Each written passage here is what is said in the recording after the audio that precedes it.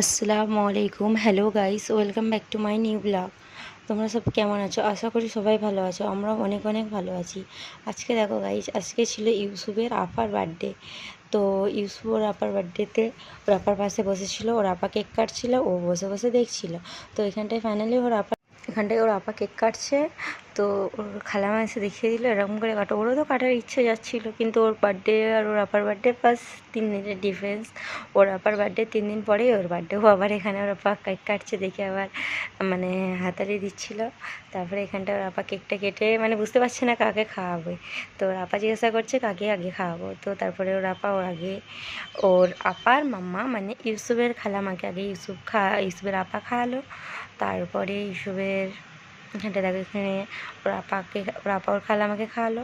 তারপরে এখানটায় আমাকে খাওয়ালো। তারপরে ওর খালামা এখানটায় ইস্যুকে একটু খাওয়াচ্ছিল। তারপরে ওইখানটায় মন খারাপ করে দাঁড়িয়েছিলো, কারণ ওর জন্য কেক আনা হয়েছিল। ওর বার্থডে দেরি থাকলেও ওর আপার করছিল, ও তো ছোটো বাচ্চা, ওরও মন খারাপ হবে, তার জন্য ওর কেক রাখা ছিল। তারপরে এখানটা কাজটা ওর খালিজি ওর জন্য ক্যান্ডেল জ্বালাচ্ছিলো ওকেও কেক কাটতে দেওয়ার জন্য।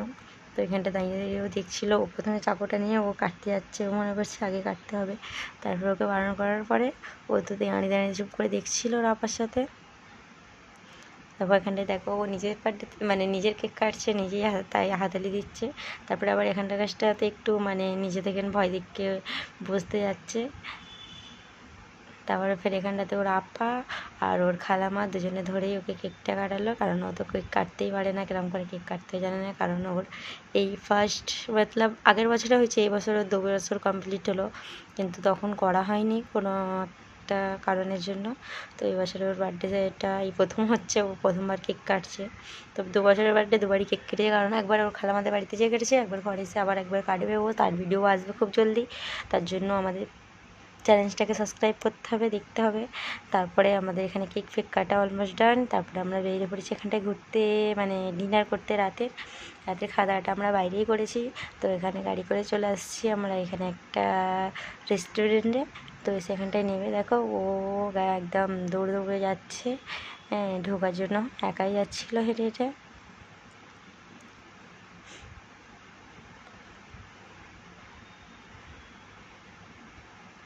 ওর বাবা বলছে দাঁড়াও যে আমি কোলে নিই, বলছে না আমি একাই যাব বলে একাই কিছুটা হেঁটে হেঁটে আসলো।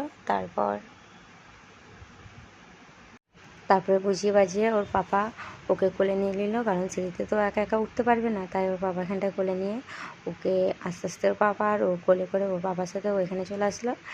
এখানটা আমরা এক জায়গায় সবাই মিলে বসে পড়লাম। বসেই তো বলছে আমার সুইচটা খুলে দাও, আমি আর পড়ে থাকবো না। বসেই মানে খোলার জন্য নাপারাপি লেগে দিয়েছে। তারপরে ওকে খুলে দিতে এখানটায় চুপ করে বসেছিল। তারপরে আবার এখানটা দেখো রিলস বানাবার জন্য এখানটায় একটু পোস্ট দিতে বলা হচ্ছিলো ওকে, এখানটা ওর রিলস ভিডিও বানছিল। তারপরে রিলস বানাবার পর তারপর ওর জন্য অর্ডার দেওয়া হয়েছিল অমলেট, ওর আর ওর আপার। এখানটাতে ওদের অমলেটটা চলে এসেছিলো। তো ও তো অন্য কিছুই খায়নি, ও শুধু অমলেটটাই খাবে। তো এখানে বলছি যে তোমাকে আলাদা করে তুলে দেবো। তো কি মানে দেখে দেখে বলছে আমাকে তুলে দাও আলাদা, মানে আমি খাইয়ে দিলে হবে না, ও একাই খাবে। হ্যাঁ, আবার আসছিলো অন্য খাবার নিয়ে, তো ও দেখে বলছে আবার আসছে। বলার পরে ওকে একটা প্লেটে তুলে দিলাম। দেওয়ার পরে ও খাচ্ছিলো। তারপরে এখানে আমাদেরও খাবার চলে এসেছিলো। এখানে আমাদের জিরা রাইস, চিকেন কষা, চিকেন বিরিয়ানি, এগুলো সব আমরা অর্ডার দিয়েছিলাম। আমরা তো এগুলো খুব মজা করে খাচ্ছিলাম। আমাদের মানে সন্ধ্যেটা খুব মজা করেই কাটলো। তারপরে ও তো একটু মানে বসে খেয়ে নিল। খেয়ে নেওয়ার পরে ও এখানটায় দেখো ও পুরো রেস্টুরেন্টটা ঘুরে ঘুরে দেখছিলো, মানে কেমন সুন্দর রিসার্চ করছিল। মানে ও একটু জায়গায় করে খেয়ে নিয়ে ও ঘুরতে থেকে গেল। ও এরকম দ্বারা আরও মজা করুক, ঘুরুক বেড়াক।